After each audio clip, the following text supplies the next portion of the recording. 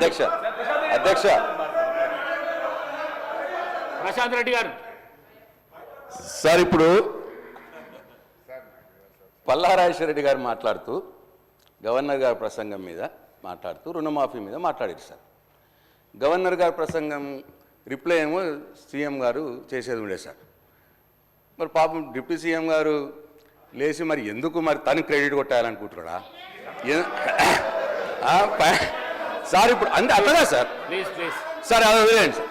Sir ఇక వాళ్ళిద్దరి మధ్య పంచాయతీ నాకెందుకు సార్, కానీ అది వదిలేయండి సార్. ఇక సార్ ఇప్పుడు వారు రుణమాఫీ మీద మా బాల్కొండ నియోజకవర్గం విషయం చెప్పారు సార్. సార్ రుణమాఫీలో బాల్కొండ నియోజకవర్గంలో 51,000 మంది రైతులు ఉంటే ఇప్పటికైంది సార్ 20,000 మందికి అయింది సార్. ఇంకా 31,000 మందికి కావాలి సార్. వాళ్ళని చెక్ చేసుకోమనండి సార్, మళ్ళీ రిప్లైలో చెప్పానండి సార్.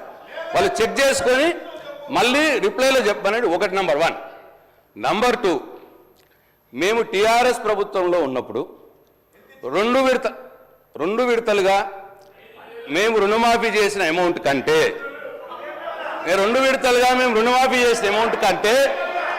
మొన్న వాళ్ళు చేసిన రుణమాఫీ అమౌంట్ తక్కువ ఉన్నది అని చెప్పి నేను ఇక్కడ మాట్లాడుతూ ఉన్నాను.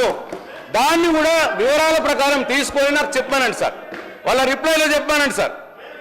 2 విడతలుగా పోయిన ప్రభుత్వంలో 2 విడతలుగా రుణమాఫీ చేస్తే వారు 1 విడతగా అమౌంట్ చెప్పి మొత్తం కావలసుకొని ఏదో చెప్పుకుంటా సభను తప్పుదో పట్టించే ప్రయత్నం చేసిందని నేను మీకు మనవి చేస్తా ఉన్నా సార్. అట్లనే ఇక వేరే స్కీముల గురించి ఏవో చెప్పురి సార్. సార్ వాళ్ళు ఇచ్చినే చెప్తున్నారు.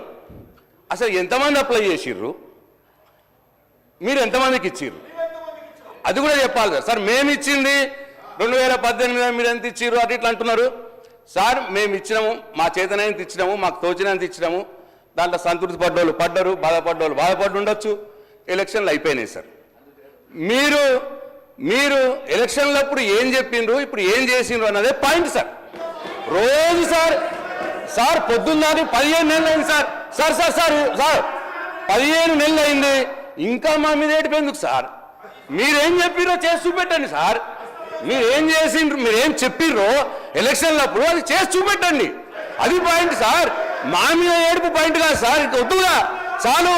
15 నెలలు అయింది ఏడబట్టి ఇంకెన్నో ఏడుస్తా సార్ మా మీద. కాబట్టి నేను మళ్ళొకసారి ఫైనాన్స్ మినిస్టర్ గారికి మనం చేస్తా ఉన్నా. నా బాల్కొండ నియోజకవర్గంలో 51,000 సుమారుగా ఉంటే 20,000 మందికే అయింది రుణమాఫీ, 30,000 మందికి కాలేదు.